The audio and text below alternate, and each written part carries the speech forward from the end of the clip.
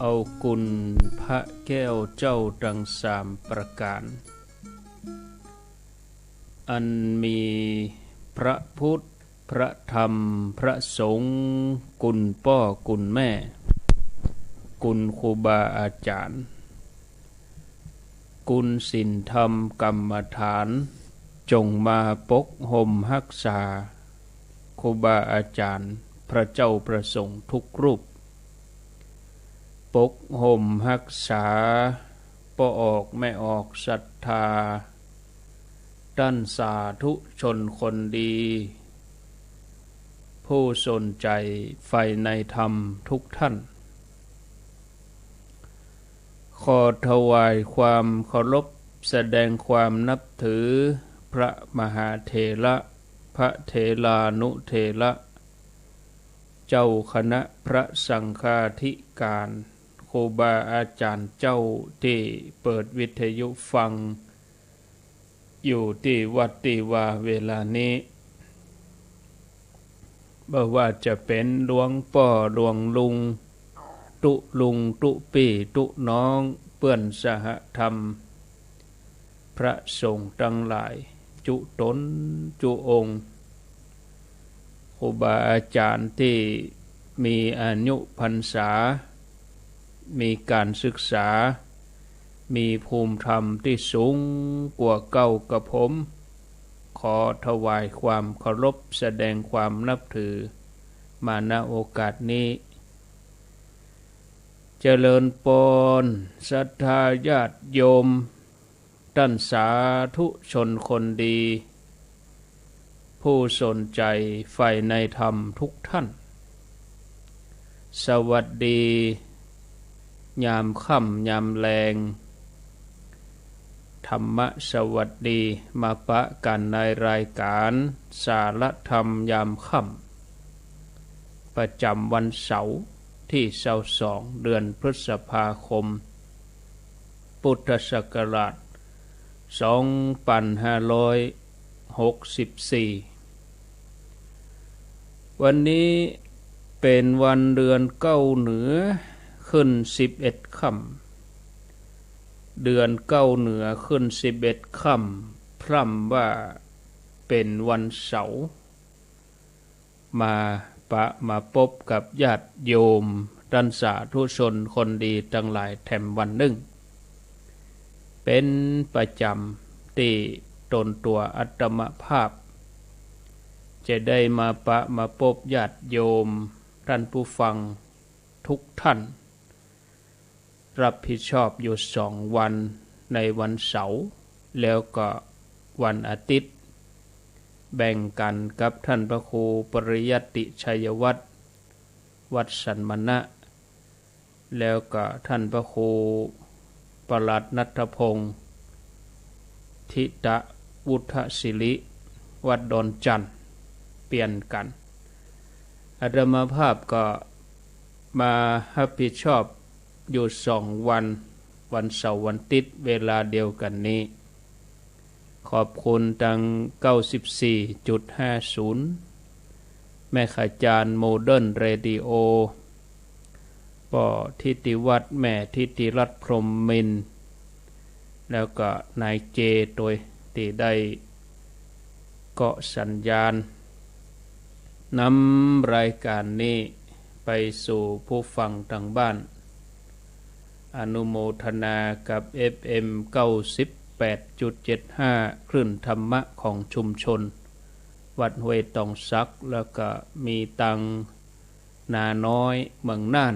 ก็ขออนุโมทนาญาติโยมท่านทั้งหลายการที่เฮาได้เกิดมาเป็นมนุษย์ต้องอาศัยบุญบารมีที่เคยสั่งสมไว้ในอดีตปางก่อนถึงจะได้มีอัตภาพที่สมบูรณ์มีอวัยวะที่ครบถ้วน32ประการเหมาะแก่การงานทั้งหลายเมื่อเฮาได้ร่างกายที่สมบูรณ์อย่างอี้แล้วเฮาควรจะนำมาใช้ให้เกิดประโยชน์ในการสร้างบารมีให้ยิ่งขึ้นไป บ่ควรนำไปใจในทางที่ผิดประมาทเลินเล่อควรที่จะหมั่นขยันคือการรักษาศีลเจริญภาวนาซึ่งเป็นที่มาแห่งบุญที่จะยะให้เฮาเป็นผู้ถึงพร้อมด้วยรูปสมบัติทรัพย์สมบัติคุณสมบัติลาภยศสรรเสริญบุญนี่ก็จะติดตัวเฮาไปในทุกภพทุกชาติญาติโยมท่านทั้งหลายชีวิตของเฮาที่เกิดมาในภพนี้ชาตินี้ก็จะมีคุณค่าบ่เปล่าประโยชน์เป็นชีวิตที่มีสาระแก่นสารสุคติโลกสวรรค์เป็นที่รองรับของผู้ที่มีสัมมาทิฏฐิคือความที่มีความคิดความหันที่ดีสัมมาทิฏฐินี้เป็นพื้นฐานถึงแม้ยังบ่ฮู้ว่าองค์ประกอบของสัมมาทิฏฐิมีอันยังพ่องก็ว่าปฏิบัติบ่ครบตามหลักสัมมาทิฏฐิก็ตามแต่โดยความที่เป็นผู้มีพื้นฐานที่ใจดีมีความเคารพอ่อนน้อมถ่อมตนเอื้อเฟื้อเผื่อแผ่แบ่งปันก็ย่อมคือมีสุขติภูมิเป็นที่ไปได้อย่างกับคนที่บ่มีสัมมาทิฏฐิอยู่ในใจแม้แต่ข้อเดียวก็บ่สามารถจะไปสู่สุขติได้เมื่อละโลกไปแล้วจะมีแต่ทุกขติเป็นที่ไปอย่างเดียวสำหรับตอนนี้ก็มีเรื่องที่จะมาเล่าให้ญาติโยมเขาฟังเรื่องของท่านอุลุเวกัสสปะที่พุทธองค์ทรงตรัสไว้ว่าบ่ใช่เฉพาะในภพนี้ชาตินี้ที่พระองค์ได้ทลายความหันผิดของท่านอุลุเวกัสสปะในอดีตชาติก่อนพระองค์ก็ฮืออุลุเวกัสสปะนี่เป็นผู้ที่มีสัมมาทิฏฐิเมื่อละโลกไปก็ไปสู่สุคติโลกสวรรค์เป็นที่ไปเหมือนกันเรื่องราวเป็นอย่างใดญาติโยมท่านทั้งหลายเรื่องราวของท่านอุลุเวกัสสปะเรื่องก็มีอยู่ว่าในอดีตการมีพญาเจ้าเมืองชื่อว่าอังคติราชพญาเจ้าเมืองนี่ครองราชอยู่ที่กรุงมิถิลาพระองค์มีอมาตย์อยู่3 คนชื่อว่าวิชยอมาตย์สุนามะอมาตย์แล้วก็อาลาตะอมาตย์ในเทศกาลเดือน12ดอกโกมุตนิจบาน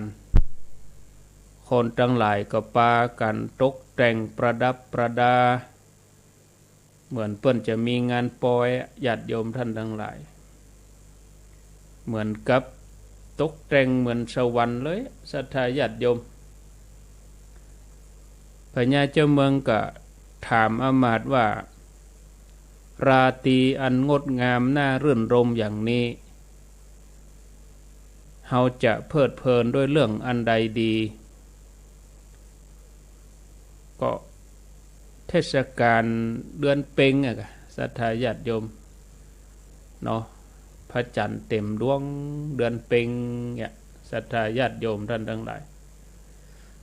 ก็พญาเจ้าเมืองก็ถามว่าเฮาจะ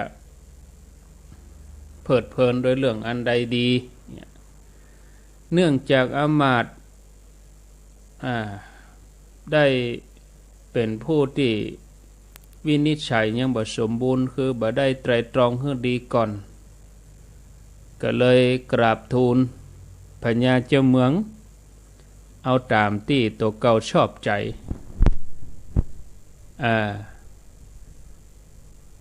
อัตาละเสนาบดีอมาตย์ก็กราบทูลให้พระองค์ว่าอันที่จะม่วนทำให้พระองค์เพลิดเพลินก็ต้องออกรบกะพระเจ้าค่ะ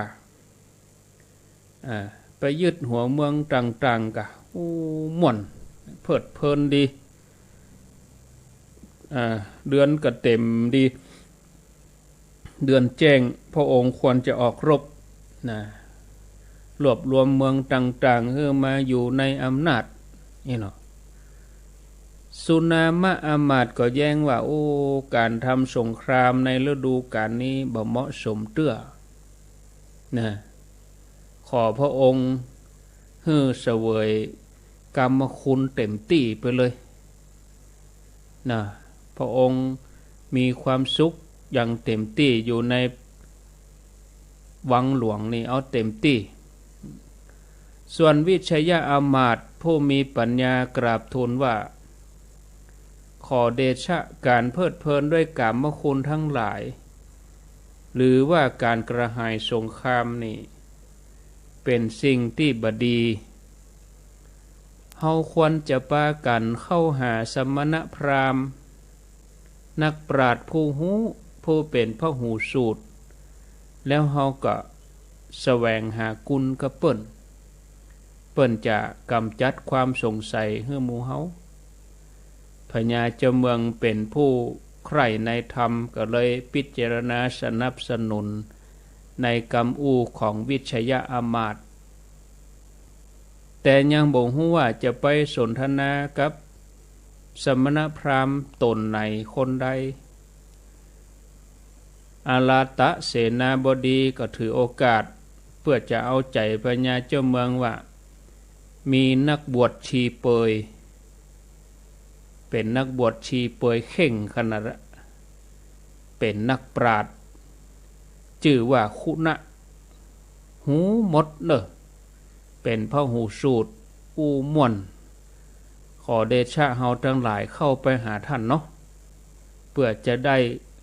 ขจัดความสงสัยของหมู่เฮาพญาเจ้าเมืองฟังกรรมของอาลาตะเสนาบดีแล้วก็รู้สึกว่าชอบใจจะได้สนทนากับบัณฑิตนักบวชที่เป็นชีเปยนี่นะเนื่องจากว่าพระองค์ก็ยังบ่ฮู้ว่านักบวชที่แท้จริงที่มีสัมมาทิฏฐิครบถ้วนมีลักษณะอย่างใดก็เลยตัดสินใจไปพบอเจลกะอเจลกะนี่เป็นนักบวชชีเปยเหรอก็ตามคำแนะนำของอาลาตะเสนาบดีเมื่อไปถึงที่อยู่ของอเจลกะชีเปยที่บริเวณป่ามฤคทายวันก็เดินเข้าไปหาอเจลกะจากนั้นพญาเจ้าเมืองก็ถามหัวข้อธรรมต่างๆว่านรชนพึงประพฤติธรรมในมารดาบิดาอย่างใดพึงประพฤติในอาจารย์อย่างใดประพฤติในบุตรภรรยาอย่างใดประพฤติในบุคคลผู้เจริญด้วยอายุอย่างใดพึงประพฤติในพระนิกายอย่างใดพึงประพฤติในชนบทอย่างใดคนควรประพฤติธรรมอย่างใดละโลกนี้ไปจะไปถึงสุคติส่วนคนบางพวกผู้บัดตั้งอยู่ในธรรมเหตุใดถึงไปตกมรรกเนื่องจากปัญหานี้เป็นปัญหาที่พระองค์ควรจะถามนักปราชญ์บัณฑิตผู้มีสัมมาทิฏฐิครบถ้วนบริบูรณ์คนที่เปิ้นห่ำเปิ้นเฮียนเปิ้นเป็นนักปราชญ์บัณฑิตครบถ้วนนี่อย่างกับพระพุทธเจ้านี่พระองค์ตอบได้แต่ไปถามอเจลกะชีเปยบ่ฮู้หยังเมื่อโดนถามอย่างนั้นก็บ่ฮู้จะเอาคำตอบที่ไหนมาศรัทธาญาติโยมเนาะไปบ่ถูกไปบ่เป็นไปบ่จ้างมืดตึ๊บเลยอันนี้ขอโทษนะญาติโยมนะดังของเนาะกระแสไฟฟ้าบ่เต็มที่ กระแสไฟขัดข้องไฟตกบ่อยบดหมื่นอะแต่กี้ก็ฮ้อนแต่ตังเวียงเป้าในฝนถ้าจะตกนะเพราะว่ามืดขึ้นไปทางเหนือตังเวียงเนี่ยเลยดอยนางแก้วไปในตกวันก่อนไปมืดมากระตกมืดมากระตกแถบนั้นน่ะเป็นป่าชื้นเนาะแถวบ้านขุนลาวขึ้นไปทางเหนือบนน่ะตกดีก็ถ้าตกบ่มีฟ้าแม่ฟ้าห้องก็เขาก็ฟังกันได้อย่างปกติคะแนนว่าฟ้าจะไปห้องอินเทอร์เน็ตจะไปดับไฟจะไปดับอีนะอันนี้มีปัญหาฟังกันได้มาฟังต่อถ้าไปถามพระพุทธเจ้าก็ดีกะเนาะอันนี้ไปถามชีเปย เจรกะชีเปยก็บ่ฮู้หยังโดนถามอย่างอีกก็มืด8ด้าน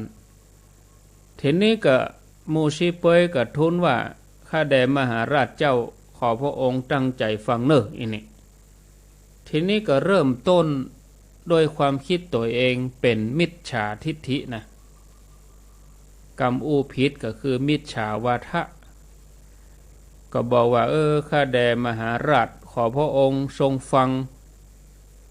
นะต่างติดแต่ของพระองค์ผลแห่งธรรมที่ประพฤติแล้วเป็นบุญเป็นบาปนั่นบ่มีอีวะขอเดชะโลกนี้โลกหน้าบ่มีกุลพ่อกุลแม่บ่มีวะเพราะต่างคนต่างทำหน้าที่ตัวเองสัตย์เสมอกันหมดผู้ประพฤติอ่อนน้อมต่อท่านผู้เจริญบ่มีกำลังหรือความเปลี่ยนบ่มีบุรุษผู้มีความมั่นจักได้ผลแต่ที่ไหนสัตว์ที่เกิดมาตัวกันมาเหมือนเหือน้อยใหญ่เหมือนเหือน้อยห้อยตายเหือใหญ่มหาบ่พิษผลต้านก็บ่มีผลความเพียรบ่มีอำนาจคนโง่ต่ออันที่บัญญัติเรื่องตานนั่น น่ะคนโง่สำคัญตัวเองว่าฉลาดเป็นผู้บ่มีอำนาจย่อมฮื้อตานแก่นักปราชญ์ทั้งหลายอีโลชีเปยได้อู้อย่างนี้ญาติโยมทีนี้อเจลกะชีเปยก็พรรณนาภาวะที่ตานเป็นของบ่มีผลเนื่องจากเป็นผู้ที่มีวาทะที่ขาดศูนย์เมื่อจะญะวาทะตัวเองให้สำเร็จความสามารถที่จะเกลี้ยกล่อมได้ก็เลยกราบทูลพญาเจ้าเมืองโดยหาหลักฐานที่บ่มีความจริงบอกว่ารูปกายอันเป็นที่รวมของดินน้ำไฟลมสุขทุกข์แล้วก็ชีวิต7ประการนี้เป็นของเที่ยงบ่มีขาดบ่มีศูนย์นะผู้ที่ถูกฆ่าหรือว่าถูกตัดหรือเบียดเบียนไผ่บ่มีศาสตราทั้งหลายพึงเป็นที่ไประวางรูปกาย7ประการนี้ว่าอันนี้คือเป็นคำอู้ของชีเปยที่มีความหันผิดก็ยังฮื้อพญาเจ้าเมืองหันดีหันงามไปตัวเพราะว่าฟังแล้วก็น่าฟังฟังแล้วมีเหตุผลน่าเชื่อแต่ความรู้สึกในใจลึกๆของพญาเจ้าเมืองจะเป็นอย่างไรเฮาก็ฟังกันไปเรื่อยๆเนาะศรัทธาญาติโยมก็ถึง2 ทุ่มไปบุญก็คงจะน่าจะจบถ้าบ่จบก็ต่อวันพุธม่วนไปติ๊กๆมีหลายตอนนี้เขาจะเห็นว่าคนที่มีความหันผิดเป็นชอบบางครั้งพอเหมือนมีกรรมอู้กันกระทำที่น่าเชื่อถือนะยังคือคนฟังนี่เคลิบเคลิ้มถ้าบ่มีธรรมะในใจก็เป็นการยากที่จะแยกแยะว่าคนพาลหรือว่าคนมิจฉาทิฏฐิมีลักษณะอย่างใดจำเป็นที่เขาจะต้องศึกษาความจริงของชีวิตแล้วก็ให้สัมมาทิฏฐิติดอยู่ในใจเขาเพื่อที่เขาจะได้แยกแยะผิดถูกชั่วดีด้วยตนเองบ่ต้องไปหลงไหลในกรรมของผู้ที่ มีความรู้บ่สมบูรณ์ชีวิตเฮาถึงจะได้ปลอดภัยศรัทธาญาติโยมรันสาธุชนคนดีทั้งหลายกฎแห่งกรรมนี่เป็นกฎสากลของโลกที่มีมาก่อนกฎอื่นใดแม้กระทั่งกฎหมายก็ตามกฎแห่งกรรมคือกฎแห่งความเป็นธรรมชาติที่บ่มีไผบัญญัติขึ้นมาแต่เป็นผลที่เกิดจากการกระทำของแต่ละคนนะถ้าทำดีก็ย่อมได้รับอานิสงส์แห่งความดีถ้าทำความบดีทำความชั่วก็มีวิบากที่จะต้องทุกข์ทรมานคนทำกรรมดีเมื่อละจากโลกนี้ไปแล้วบุญย่อมจะส่งผลให้ไปเสวยสุขในสุคติโลกสวรรค์แม้เมื่อมาเกิดเป็นมนุษย์แถมก็จะสมบูรณ์บริบูรณ์ด้วยมนุษย์สมบัติทรัพย์สมบัติทรัพย์สินเงินทองเครื่องอำนวยความสะดวกยามคับขันก็ผ่านพ้นไปได้บ่ขาดตกบกพร่องเพราะอำนาจแห่งบุญกุศลที่ส่งผลให้บางทีก็เป็นผู้ที่มีสุขภาพร่างกายที่แข็งแรงบ่เจ็บป่วยเมื่อยไข้ก็ด้วยอำนาจแห่งศีลที่รักษาไว้หรือว่ามีสติปัญญาเฉลียวฉลาดหูแจ้งแทงตลอดก็ด้วยอำนาจแห่งสมาธิที่ได้ฝึกฝนตัวเองให้หยุดนิ่งองค์พระสัมมาสัมพุทธเจ้าพระองค์ทรงตรัสไว้มีจารึกบันทึกในอังคุตรนิกายเอกนิบาตแปลแล้วว่าดูก่อนภิกษุทั้งหลายเราตถาคตบ่เล็งเห็นธรรมอย่างอื่นแม้สักข้อหนึ่งซึ่งเป็นเหตุให้กุศลธรรมที่ยังบ่เกิดบ่อาจจะเกิดขึ้นได้หรือกุศลธรรมที่เกิดขึ้นแล้วย่อมเสื่อมไปเหมือนมิจฉาทิฏฐิเลยดูก่อนภิกษุทั้งหลายเฮาบ่เล็งเห็นธรรมอย่างอื่นแม้สักข้อหนึ่งซึ่งเป็นเหตุให้สัตว์ทั้งหลายเมื่อแตกกายไปย่อมเข้าถึงอบายทุกขติวินิบาตนรกเหมือนกับ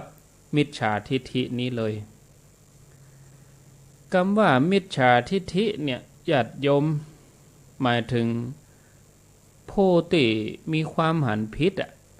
เปิ้นว่าบ่ดีเนี่ยตัวว่าดีเปิ้นว่าดีตัวว่าบ่ดีอันนี้คือเป็นคนมิจฉาทิฏฐิเปิ้นหันว่าดำตัวหันว่าขาวคือความหันผิดไปจากทำนองครองธรรมจัดว่าเป็นมิจฉาทิฏฐิก็ยังข่าวออกมาพระพยอมเปิ้นจ่วยคนมากี้ต่อใดพระพยอมนี่ตั้งเมื่อเฮาเป็นละอ่อนแล้วเนาะหลาย10 ปีแล้วส่วนแก้วน่ะญาติโยมจังเวียงบ่เป้าก็เคยไปแล้วเหรอ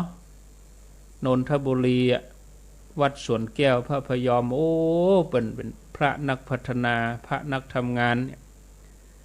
คนที่เป็นมิจฉาทิฏฐิก็โจมตีเปิ้นติ๊ก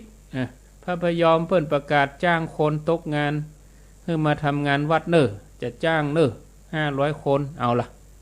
เอาเป็นประเด็นหาว่ามั่วสุมอย่างอันนี้ว่า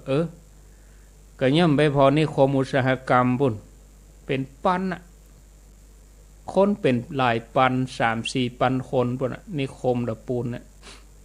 แต่พระพยอมนี่เปิ้นช่วยคนสงเคราะห์คนโดยอาศัยใจรักธรรมะสอนให้คนบ่เกียจคร้านทำงานแลกเงินแต่คนมิจฉาทิฏฐิก็โจมตีแหละว่าอย่างนั้นอย่างนี้ว่าพระพยอมก็ว่าบ่ถือสาอีนะ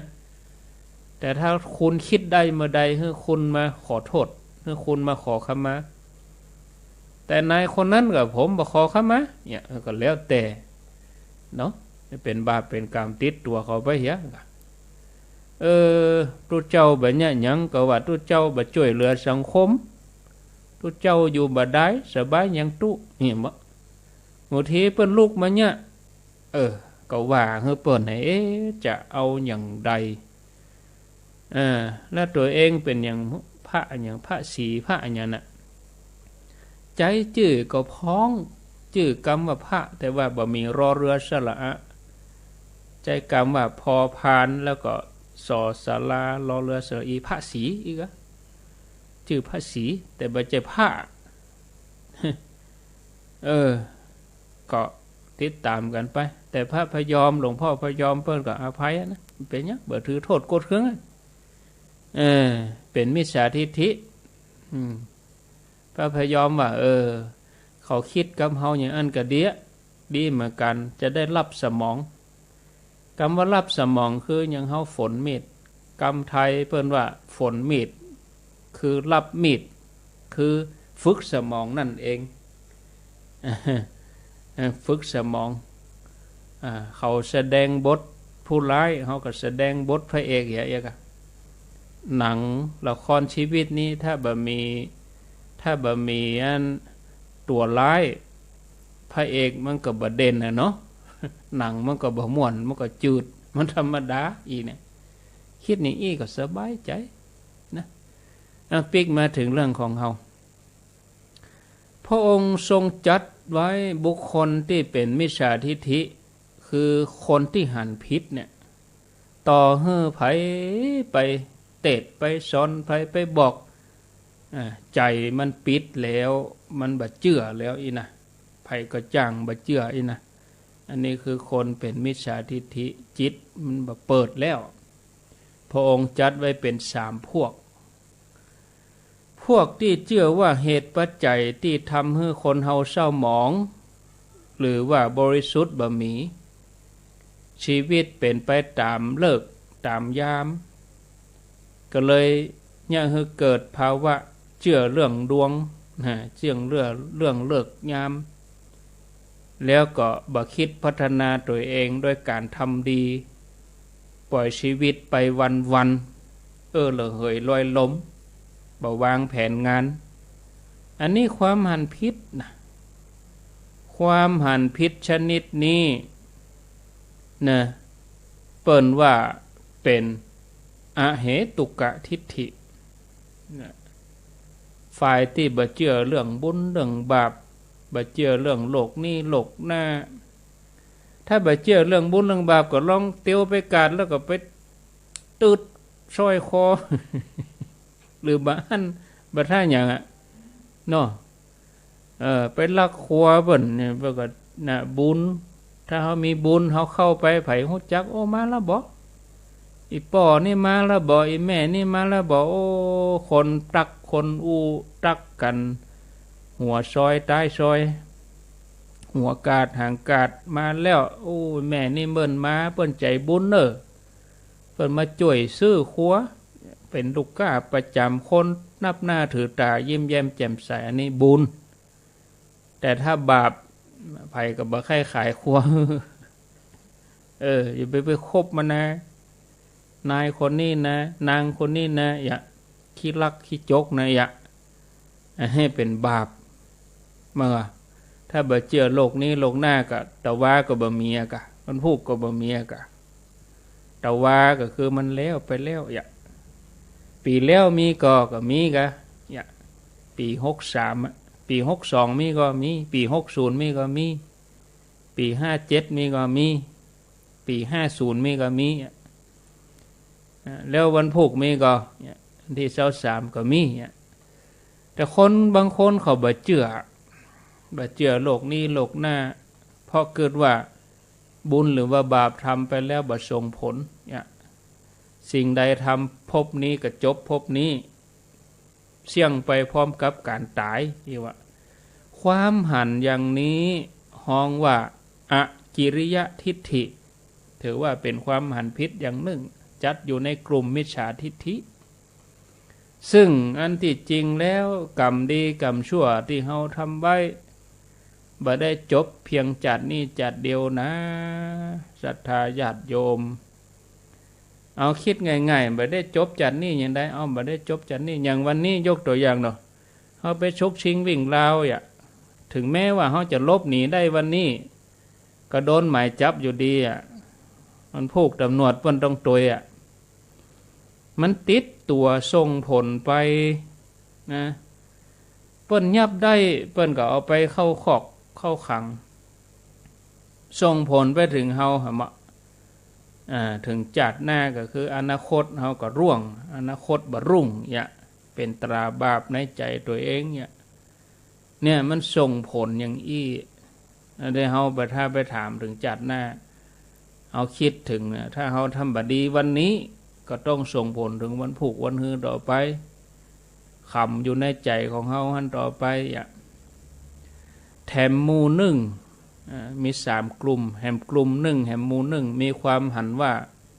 ผลของกรรมบ่มีนี่นะเมื่อบ่เชื่อเรื่องกรรมเรื่องเวรก็เลยประพฤติผิดไปเลยนะไปสู่ทุกขติไปเลยมีความเชื่อว่าที่จะไปสุคติโลกสวรรค์บ่ใจการฮื้อตานรักษาศีลวะก็เลยกลายเป็นกลุ่มที่3คือนัตถิกะทิฏฐิ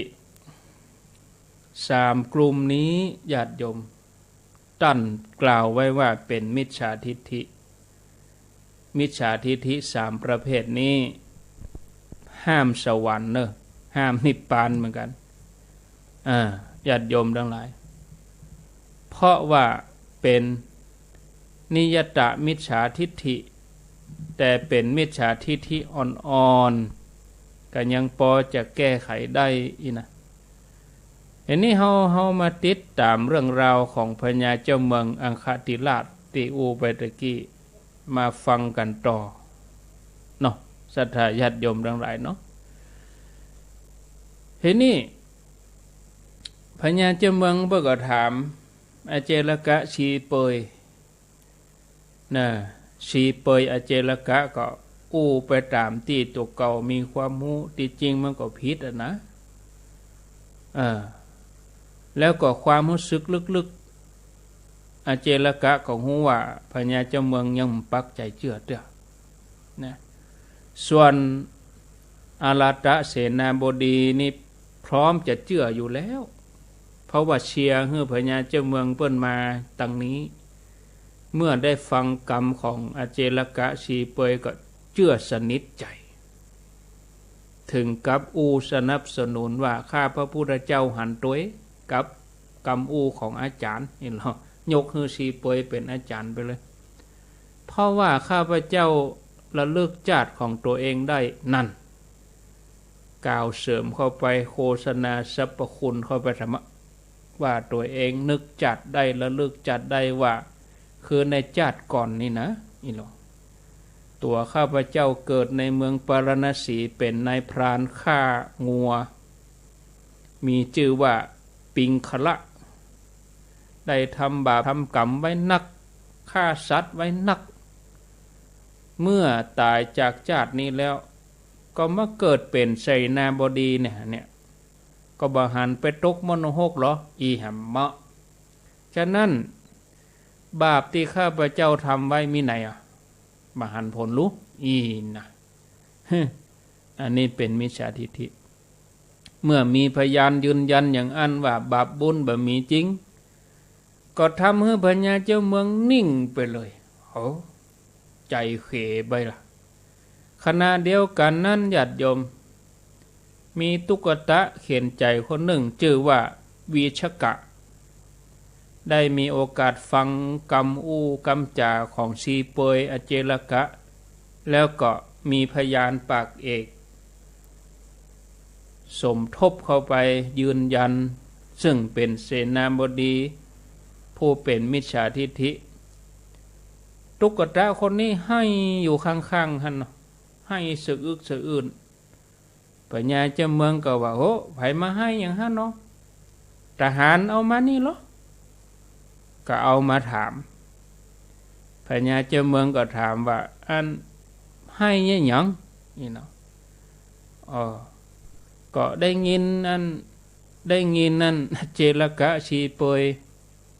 อู้เรื่องบาปบุญสวรรค์นรกแล้วก็มาได้ยินกรรมยืนยันเสนาบดีอมาตย์ยืนยัน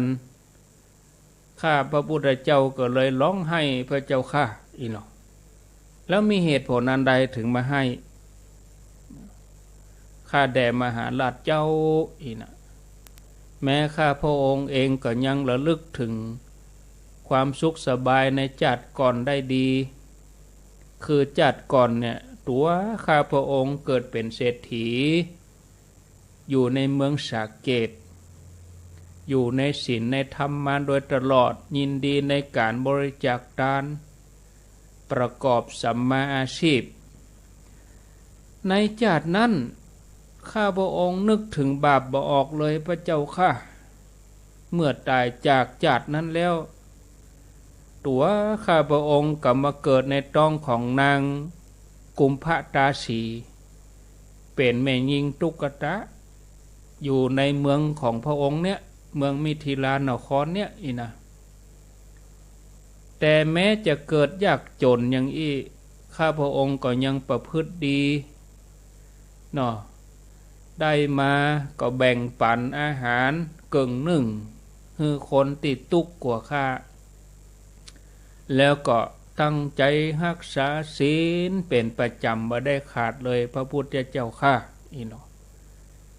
กรรมที่ข้าพระองค์ประพฤติดีแล้วนั่น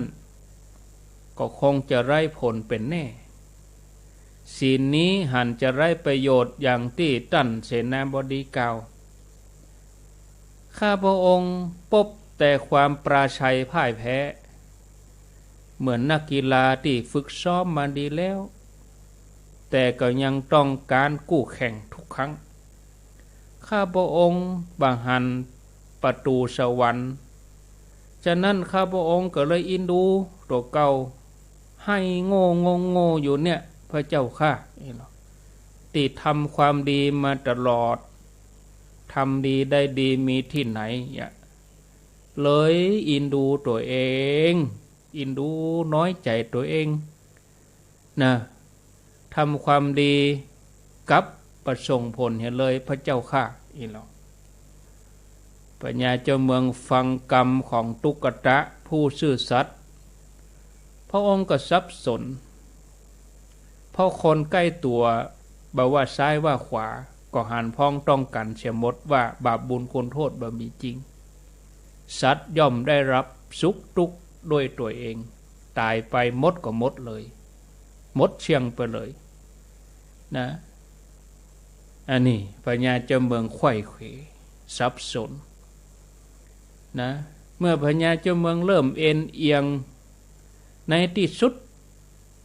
พระองค์ก็ตัดสินพระทัยประกาศว่าเฮาเสียเวลามันนักพอสมควรแล้วนะที่มัวไปทำบุญกับหมู่สมณพราหมณ์มัวไปสั่งสอนคฤหบดีพระสงฆ์นิกรให้งดเว้นจากบาปมัวไปขวนขวายในบุญตั้งแต่บัดนี้เฮาจะไปเสวยกรรมคุณอย่างเดียว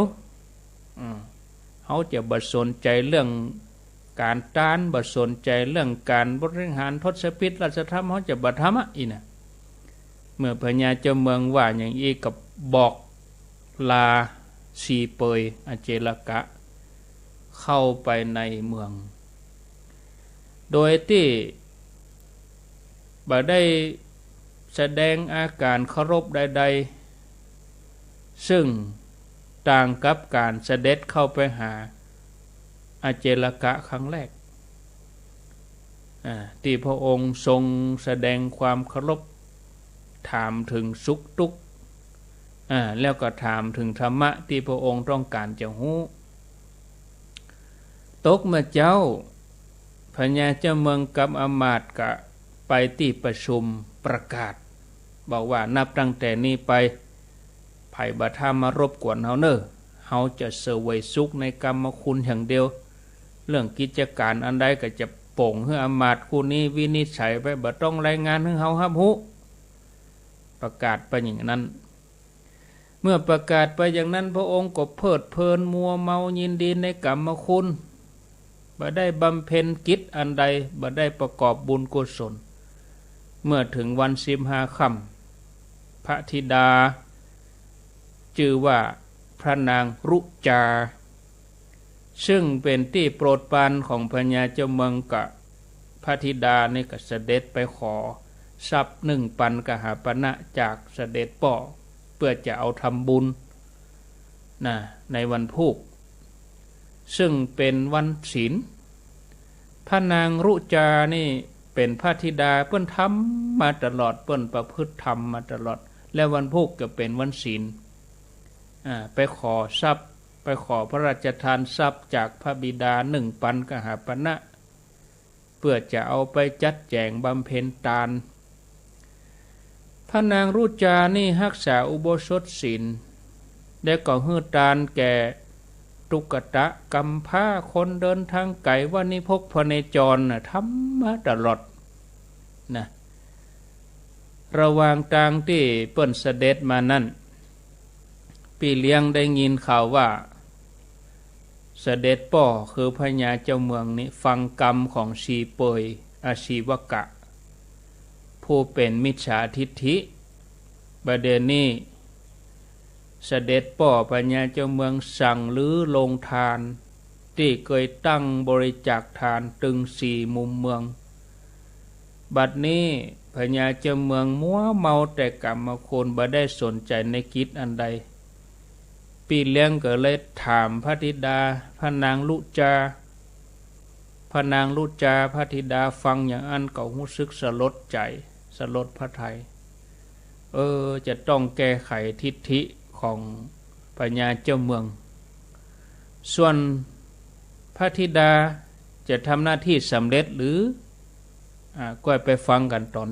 2เพราะบัดนี้เวลา18:53 นาทีจากเรื่องราวความตอนนี้เขาจะหันว่า